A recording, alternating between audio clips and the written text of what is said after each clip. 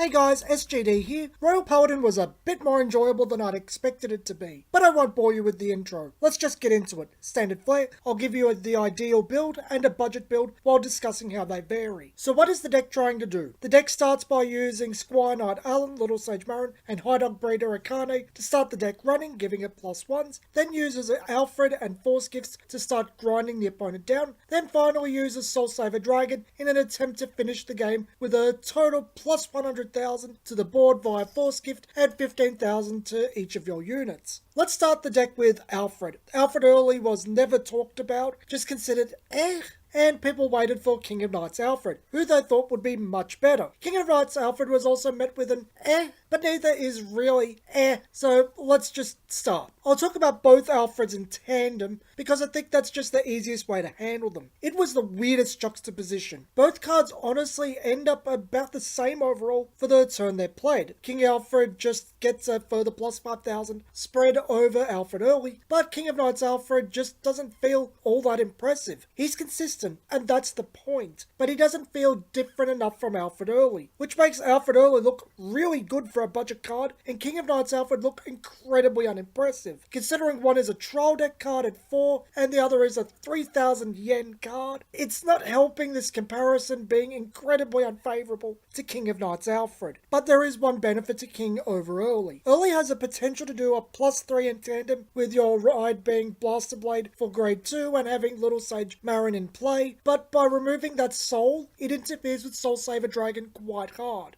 I'll talk about this more when we get to Soul Saver Dragon and Blaster Blade though. Early also only gives the boost for a turn. King of Knights Alfred is just a straight +1 from the deck. It doesn't touch the soul. Likewise, it can just +1 whenever it wants, and the +10,000 for itself is passive. There is the choice of using Funnel Girl in an early build, something I admittedly have not tried, but it's just easier to sit on Soul Saver Dragon for its turn, giving up the element of surprise. King of Knights Alfred is far more consistent than Alfred early, but early isn't so inconsistent that it's an issue, especially with how the mulligan works now and the draw power Royal Paladin now has. Likewise, giving up the surprise isn't that big of a deal. Soul Saver Dragon will come up a bit over the deck tech because the deck needs to put in a bit of focus on reaching that 5 soul to even use Soul Saver Dragon. But this is more important when we discuss Blaster Blade and, as we've mentioned, Alfred early. But Soul Saver Dragon is well worth the resources. That +10,000 to the board between her own effect and her gift just puts the opponent in a position where they need to just vomit hand in huge amounts they probably don't have, or both have enough damage open and perfect guards to hold her down. But Soul Saver Dragon can be very easily timed so that she doesn't get too concerned about being stopped. The question is, how many should you run? Normally I'd like to say 2, she is a finisher after all. You can totally run 2 if budget is your huge concern. But since she soul charges when she attacks, those times where you have to ride her aren't that bad. You can potentially launch her twice, though incredibly unlikely, but more importantly, are now open to using cards that use soul. You're going to be soul charging each turn. You get 3 from riding naturally without any additional rides, and the deck does have ways to gain additional soul. While not ideal, you'd rather either of the Alfred cards, riding Soul Saver Dragon isn't the worst thing in the world. Blaster Blade is by far the most interesting of the grade 2. With the Alfred-centric builds, especially the budget Alfred early build, you need Blaster Blade, but they can't use Blaster Blade. The deck needs to build up that 5 soul for Soul Saver Dragon. On normal play, and for how long the game goes, that's about how much soul you get. Grade 0, 1, 2, and 2 grade 3. Soul Saver Dragon being the third grade 3. There are ways to increase the soul, but only one you'll use, and usually you'll only rip 1 out of your deck. That 1 soul needs to be used extremely conservatively. If you can see the game going to 3 grade 3, sure, use it. But if you might need to launch Soul Saver Dragon a turn early, 2nd grade 3 ride, you can't. That's just the unfortunate reality. Blaster Blade is here for maybe that grade 2 ride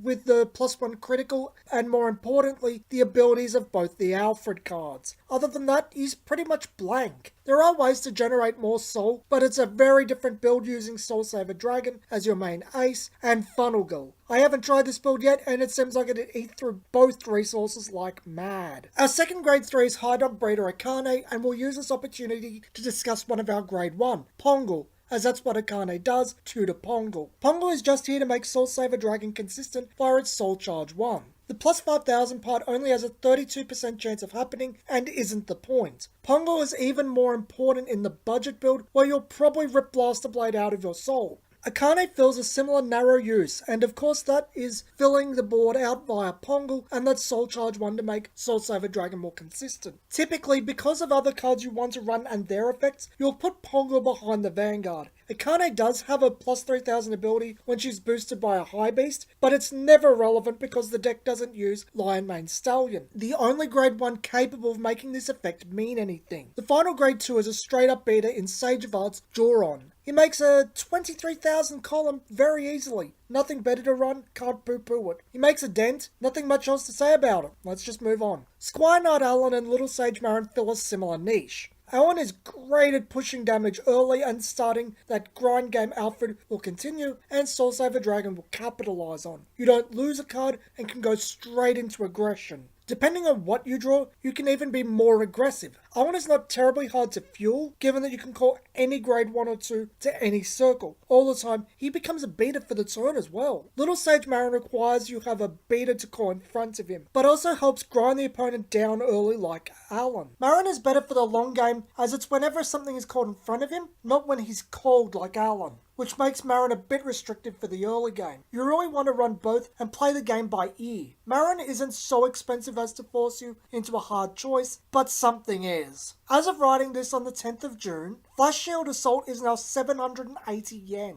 You may want to run Strong Knight Renoria, the grade 1 perfect guard, instead to save you a considerable amount of money. It really depends on how English goes. The budget deck will be made without Flash Shield Assault for this reason. I've also noted Kagero has the same issue. Since both Alfreds focus on Blaster Blade and the grade 1 lineup isn't clogged if you run Flash Shield Assault, I think it's worth running Wingold. It's a nice plus 5000 buff, and considering both Alfreds place or need Blaster Blade on the rearguard, a 23,000 column before Alfred's effects is nice to have from it. Grade 0 looks about what you'd expect. The budget deck runs Margle over Flash Shield Assault because of Assault's price. Here is the budget deck. I can't really get away from running Akane and Soul Saver Dragon, both incurring a cost over 600 yen. Marin is currently 200 yen, so he isn't currently breaking the budget. The deck is looking to be about 65 USD all up. The deck isn't anywhere near where I'd want it to be. I would really like Flash Shield Assault in here, but I can't really warrant that extra 40 odd USD that it'd incur over a budget build with the budget perfect guard. Not when you really don't have to. These would be the first things you'd go for if you want a stronger build and can spend that extra money. Alfred Early is not a weak boss. It just changes how you play versus King of Knights Alfred a little. The change to damage output is minimal at best. This is the optimal build. The cost is increased by up to 160 USD over the budget build.